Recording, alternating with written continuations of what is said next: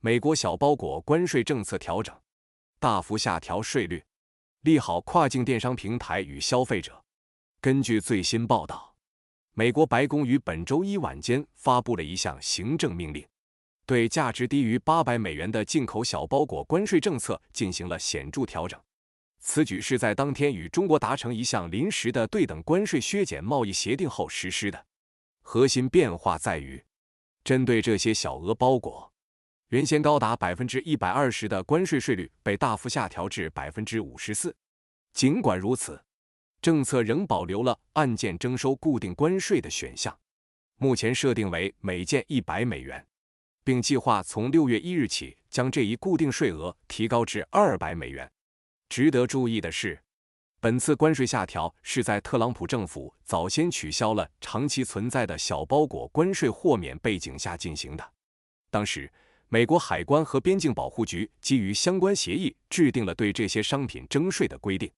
因此当前的政策逆转可以被视为对先前严格措施的一种松动。我的观点，从我的角度看，这项政策调整具有多重意义。首先，它是中美在特定贸易领域达成阶段性共识的具体体现，显示了双方在复杂贸易关系中寻求务实解决方案的可能性。其次，对于消费者而言，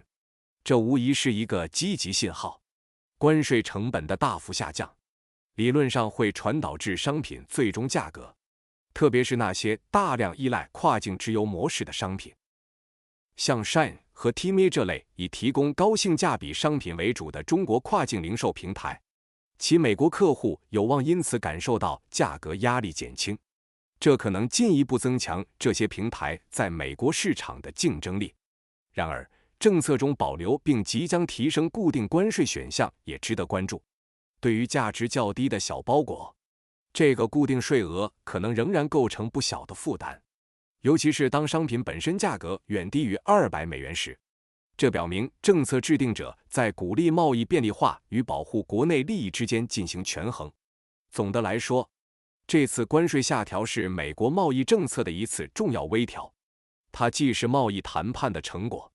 也可能对全球跨境电商格局产生实际影响，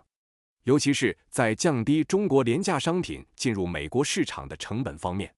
但这并非完全回归自由贸易，固定税额的存在及提升，为未来的政策执行留下了灵活性和潜在的门槛。今天这个话题我就暂时说这么多。如果您有不同的看法或者建议，记得留言告诉我。欢迎订阅我的频道，我是胖僧，谢谢大家。